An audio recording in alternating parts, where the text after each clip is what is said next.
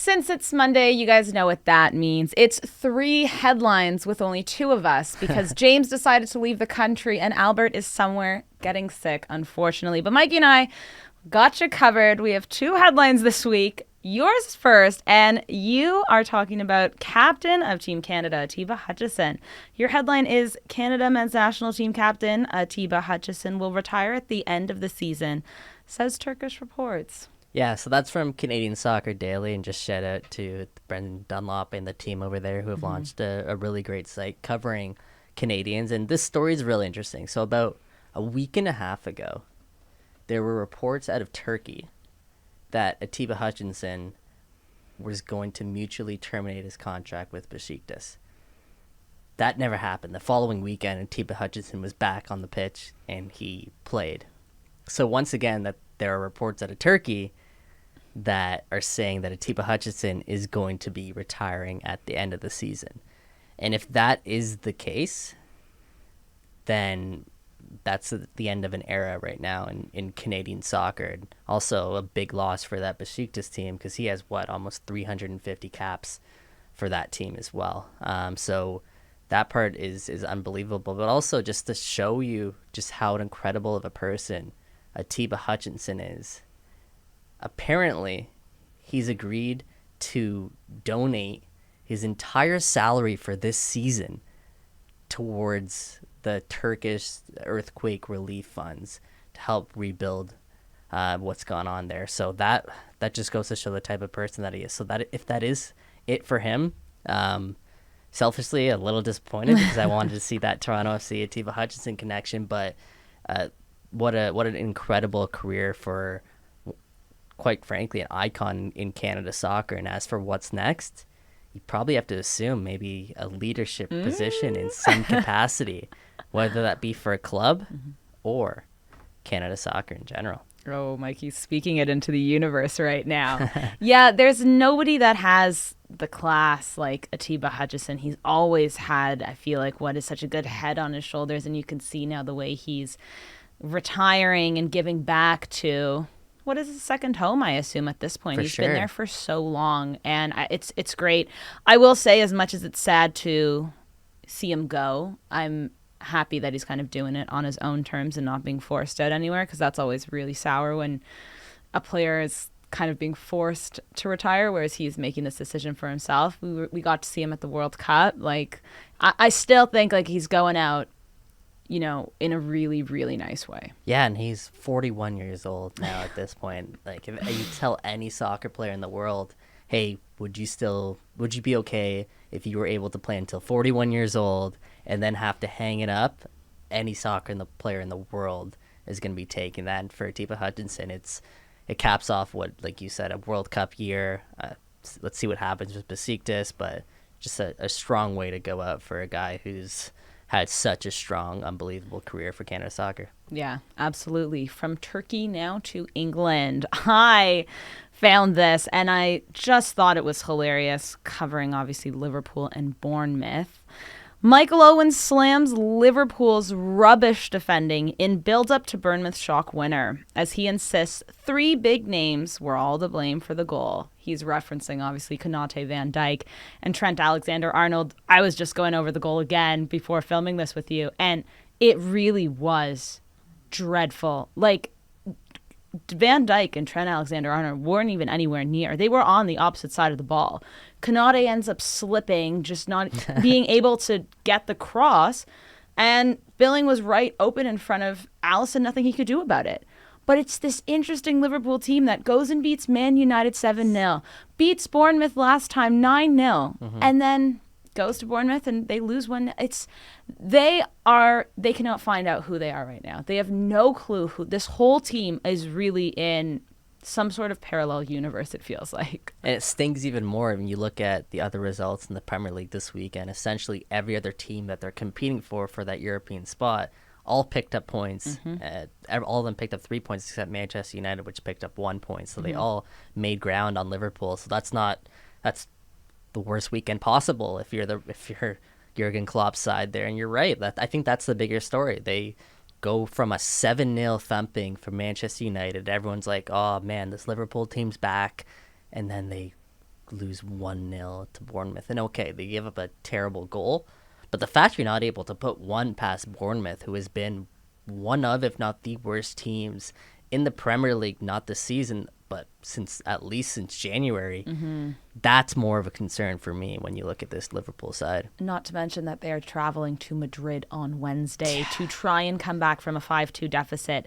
I'm really wondering, truthfully, is Liverpool going to make a European spot in the Prem? Because right now, we see them, they have like little moments, but they're so inconsistent. Their football is terrible. And when you look at who's on that squad, you cannot be playing football like this. Like, you have to be better. I don't know if they're going to be able to place a spot. Yeah, so right now they're 2 points behind Newcastle. Newcastle have 3 games in hand. They've played one more game than Newcastle. Oh, okay. And then they're 6 points behind Tottenham, but they have a game in hand on Tottenham. So the gap isn't too big, but if they can't pick up points against teams they have to pick up points against, then there's no way that they're going to be doing that. And just what an incredible story from, there have been like the positive stories of Arsenal and Newcastle and Brighton and Brentford and Fulham this year. But then there's also the 2 stories in Chelsea and Liverpool. That's an absolute shocker this year. And that narrative is not going away anytime soon with the way that Liverpool's playing. Absolutely not. But hey, listen, it gives us constant coverage here at Room 442, and we are happy to do it. So we'll see what happens with Liverpool. But yes, like I said, they are traveling to Madrid to try and come back from 5-2.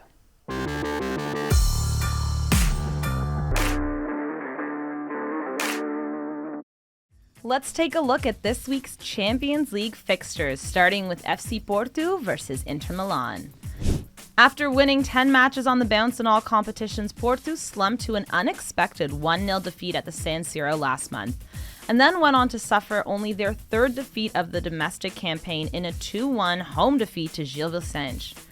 But heading into Tuesday night's match, Sergio Conceicão's side have rediscovered their winning form, taking 6 points and scoring 6 goals in their last 2 Primeira Liga outings. Simone Inzaghi's Inter are second in the Serie A, but head into tomorrow's game having lost twice in their last 3 matches. The most recent a 2-1 defeat to 17th place Spezia last Friday. There's been a sending off in each of Porto's last 4 matches, so expect a fiery game, with the Italians the slight favorites to defend their 1-goal lead at the Estadio do Dragão. Also on Tuesday, Man City will hope to make it 24 home games unbeaten in the Champions League when they welcome RB Leipzig with a tie at 1-1.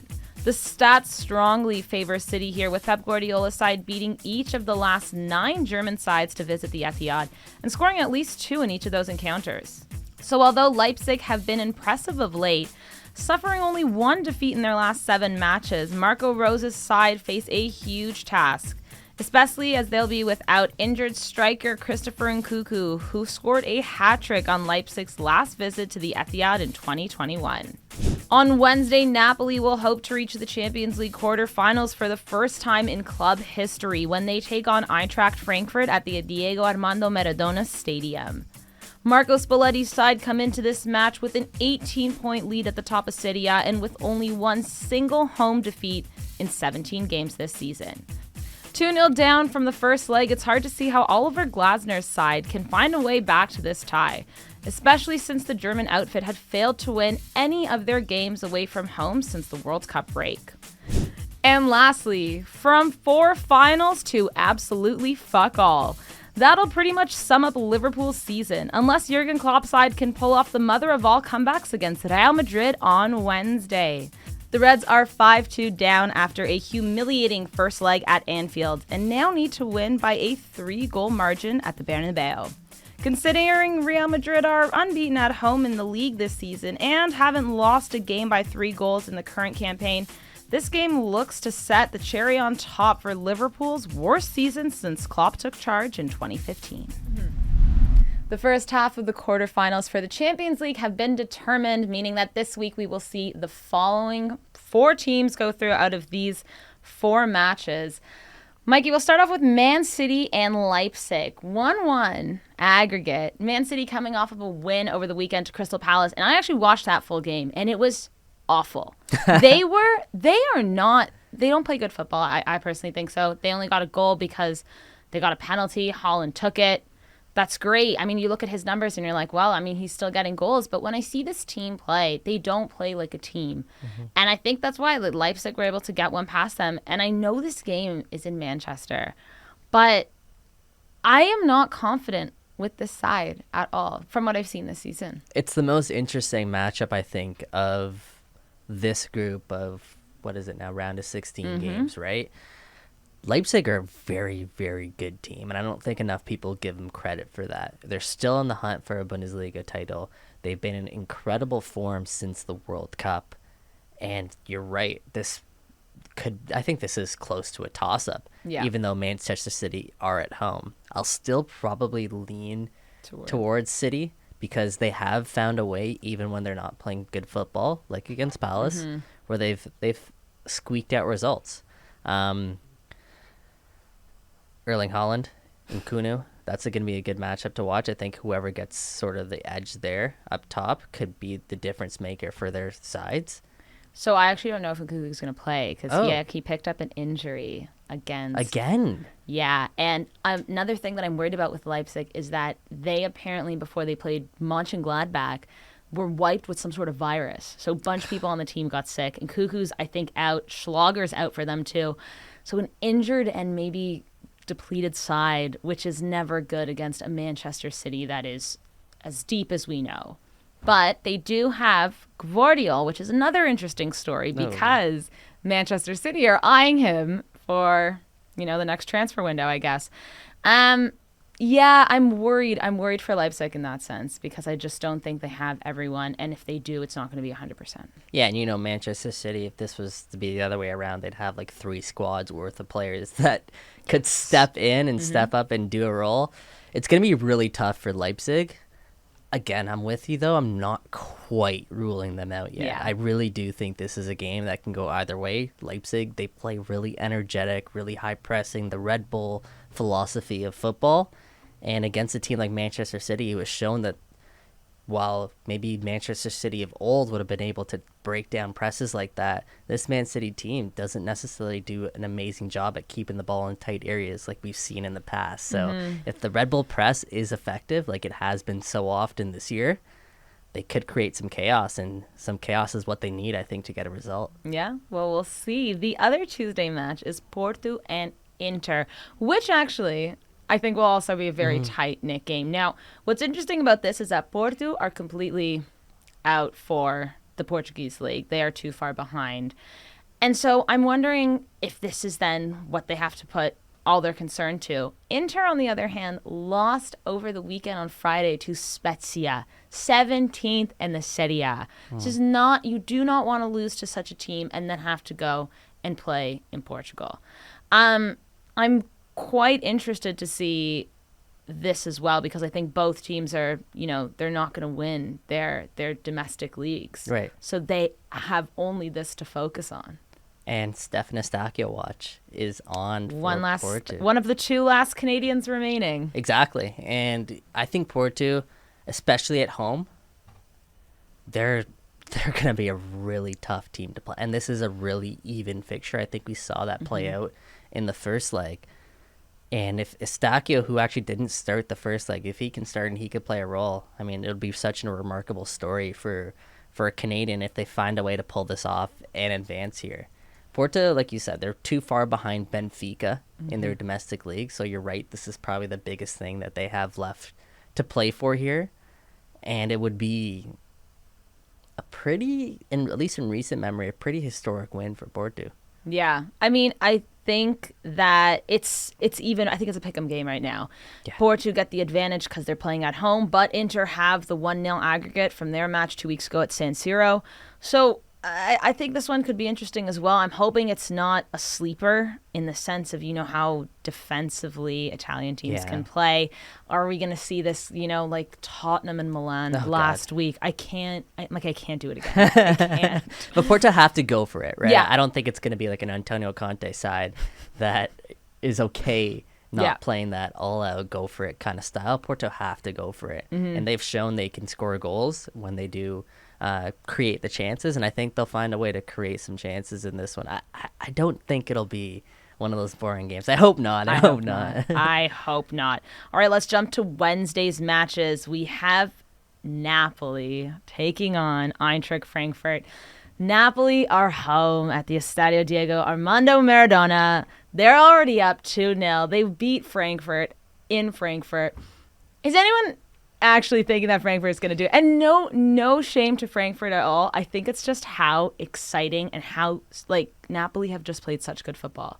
They've been one of the only teams this season, now that I think about it, that have been consistent.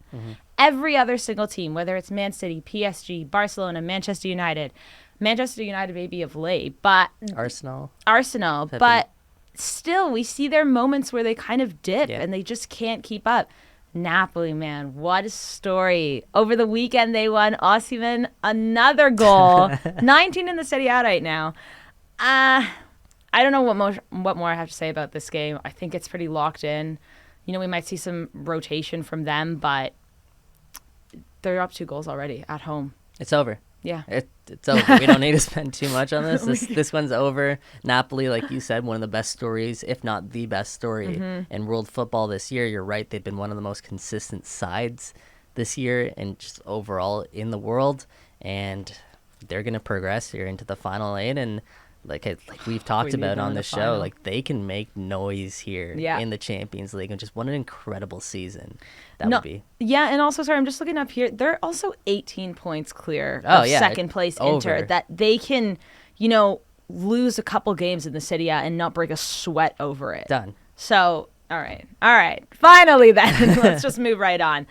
The big game, Liverpool against Real Madrid. Liverpool traveling to Is it still the big game? I don't know. I kind of want to. I kind of want to see the same thing happen again. Like I just want drama and controversy. We know they lost 5-2 at home, being up 2-0 at Anfield, and I mean I can't remember so many games where I've seen a team lead and then lose their lead, but then lose their lead by so much. I think we need to acknowledge though that this tie, historically, at least in recent years, has just been chaos. Unpredictable. Goals can come in bunches. 5 goals can come in the span of like 30 minutes when it comes to these two teams. We saw them play out in the first leg. They had some goalkeeper mistakes. So if maybe something like that happens early on, maybe Liverpool can find a way. But you're right. This Liverpool team is so unpredictable. They've blown leads. They suffer a devastating defeat on the weekend to a team in Bournemouth who they beat 9-0 earlier in the season. That's on the back of a 7-0 victory against Manchester United. You and I were discussing off camera earlier about whether or not it might be a blessing in disguise for Liverpool to go out in the Champions League at this stage. Do you think that's the case? They've played a lot of football when you think about last season. I think they've one of the teams that have played the most football in like the last year. Them, Chelsea, and City. So I can understand some sort of fatigue for sure, but it's gotten to the point where this isn't fatigue anymore. There's clearly some disconnect in the locker room.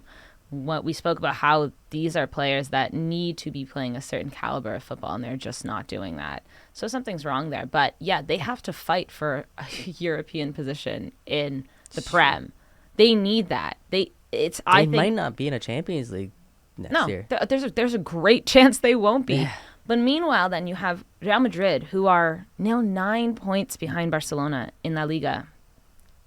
I'm kind of wondering if they're both looking at this being like, this makes more sense for Real Madrid because they're already out of winning, and Liverpool need to, even though they're out of winning the Prem as well, but they need to focus on securing a spot. I mean, listen, no one's going to go and say, yeah, we're just not going to try here. But I am thinking that Real Madrid want this more than they do, and they already have 3 goals. This could shape up to be just one of those special Champions League evenings if Liverpool can just find a way to, maybe not, even if they don't win, make the tie interesting. Because you see it time and time again, especially in the Champions League, where teams take a big advantage in the first leg, and a goal early on can just shift a game, a tie completely. And maybe I'm just wishful thinking because I want to see an interesting game. For sure. But maybe there's a chance Liverpool can find a way to pull that off, but probably not. They're and if they don't, it'll almost be like they're just waiting for this year to come to an end. Just wrap it up, close it. Yeah. You don't want to ever look back. I mean, I'm not even going to sugarcoat it. I'm really struggling to see Real Madrid not dominate here at home, even if there's no Benzema with his ankle injury. I mean, they're not struggling to score here whatsoever. So let's just go over those 4 games really quick, though, and you're going to tell me who you have going through. Cool. Also, did you get last week? You predicted AC Milan and Bayern? AC Milan, Bayern, yeah. You got it right out of me and James. Yeah, don't be surprised about that. What do you mean? Surprised. No. Those ones were tough. All right, so first up, City and Leipzig. I'm going to go City here. I'm going to go City, too. As much as I hype up Leipzig, and I love their team. Oh, it'd be and great. I think we'd be happy. But City at home, yeah. it's tough. Yeah. Porto, Inter. I'm going Porto. I'm going to go with my guy, Stefan Eustáquio. I think they find a way at home to turn this tie around. 1-0 down, they can do it. You know what? I'll back you on that. Mehdi Taremi going to score. I'm here for it. And also, I'm sick of Inter and their poor football they've been playing. Napoli and Frankfurt. We're going Napoli. I don't even need you to tell me. Next. Real Madrid and Liverpool. Don't you dare. Don't you Let's dare. go Liverpool. No. No chance. I'd walk out. It's Real Madrid. All right. Well, that is it for our UCL chat. Lots of games coming up the next 2 days. And we'll be back on Thursday to cover who's gone through to the quarterfinals.